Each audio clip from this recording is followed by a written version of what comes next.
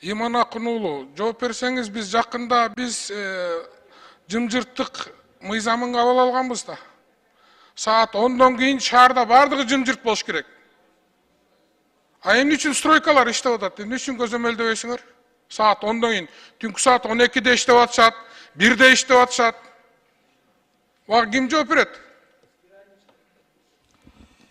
Балбакзарлыкович, урматтуу Балбакзарлыкович, бул боюнча эми санэпиднадзор жооп берет. Анткени алар ошо слуховой аппараттары бар, элдердин баары тынчын албаш үчүн. Бирок сиз айткандай, курулуш компаниялар жашап аткан үйдө, эксплуатация кабыл алынган үйдө шум кыла турган болсо, биз тиешелүү чараларды колдонобуз. Ал эми Мен угуп туруңуз.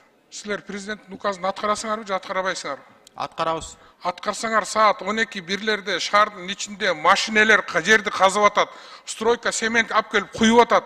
Саат 10-до токтолсун деген президенттин указы бар конкретно жымжырттык боюнча. Аны эмне аткарып ким текшерет аны? Кабыл алынды Жок, Балбакзарлыкович. ким текшерет аны?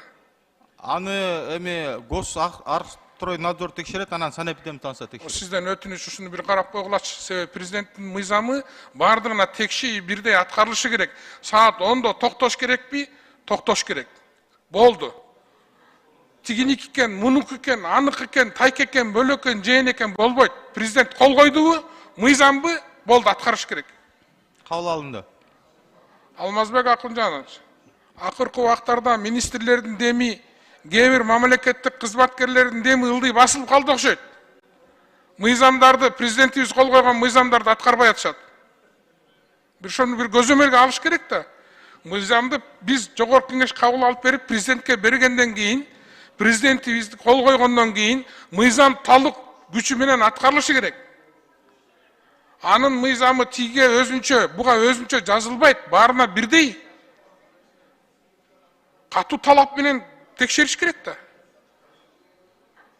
Бир гана ошол президенттин аппараты ГКИМ беле иштеп аткандай, бизде калгандары жөнүнө күтүп отургандай. Андай болбойт да. Мурункудай дем жок кабинет министрликте.